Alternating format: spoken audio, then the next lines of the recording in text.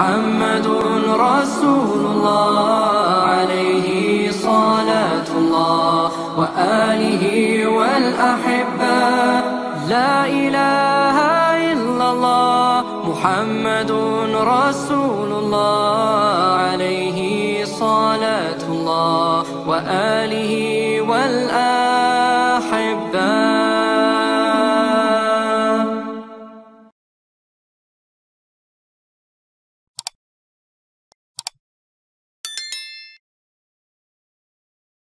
Ada kufur itu, ada yang mengatakan langsung misalnya keluar dari Islam dengan kata-katanya. Ada yang dengan tindakannya.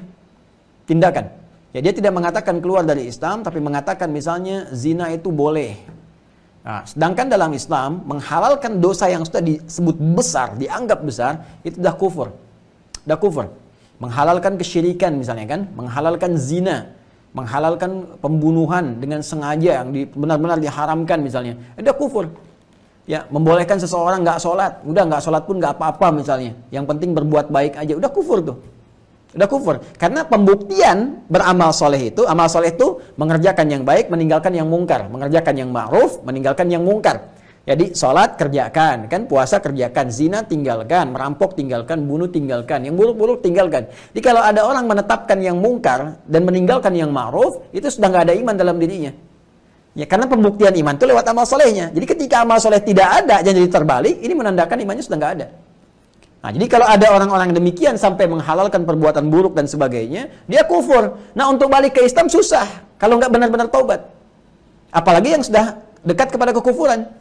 Ya, terlibat misalnya dengan keyakinan yang lain, masuk ke dalamnya, itu biasanya begini. Penyakit itu kalau sudah sampai ke situ, ujung-ujungnya menjelekkan agama sendiri. Ini orang dipertanyakan, ente itu agamanya Islam, kok menjelek-jelekan orang Islam terus? Sebenarnya apa masalahnya?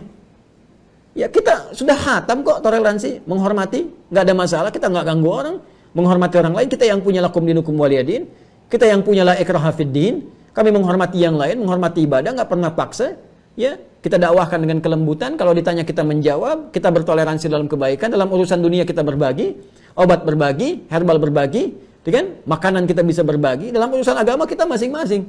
Ya, kita mendoakan pada kebaikan, bertanya kita jawab, dakwah dengan cara yang lembut. Kok tiba-tiba ente menyoal? Masalah ente apa? Ya, Anda punya masalah apa? Anda ikut-ikutan ke tempat agama orang lain. Di tempat itu Anda menyoal orang Islam dan menjelek-jelekan orang Islam. Anda siapa sebetulnya? Ya, saya berhak marah gitu kan? Dalam kondisi seperti ini kita berhak marah. Itu menunjukkan keimanan kita. Anda siapa? Ya, Anda hati-hati gitu kan? Hati-hati dalam kondisi seperti ini. Justru itu provokator yang paling kuat. Dan itu melanggar undang-undang. Ya, karena di undang-undang kita negara menjamin kemerdekaan tiap-tiap penduduk untuk memeluk agamanya masing-masing dan beribadah menurut agama dan kepercayaannya itu dijamin oleh negara. Ini menodai agama, datang ke tempat orang lain memprovokasi supaya menjelek-jelekan agamanya sendiri, ya, atau bahkan menjelekkan yang lain sehingga terkesan dalam keyakinan orang lain bahwa ini memang berbahaya, ini Islam yang salah. Ya, ini mengajarkan Islam yang salah padahal Islam dari dulu nggak terpecah-pecah. Nggak ada aliran-aliran dalam Islam. Islam liberal tuh nggak ada. Islam plural nggak ada. Islam ya Islam. Ya, jadi ada orang yang berusaha memecah seakan-akan dalam Islam banyak aliran sehingga yang ini jangan diikuti, ini diikuti, tidak. Ya, sudah jelas Islam itu sudah satu kesatuan, ini yang baik. Kalau ada yang jelek berarti di luar Islam. Ya, gampang aja caranya. Ada orang nyakiti orang lain, misalnya kan, oh ini ada aliran ISIS nih, tembak bom orang. Udah jelas itu bukan Islam, selesai. Dia cuma bawa nama Islam. Ya kan? Selesai. Maka tinggalkan yang demikian itu. Islam itu punya aturan, punya syariat, punya koridor. Maaf, dalam konteks ini saya tegas. Kalau udah menyangkut akidah, saya tegas.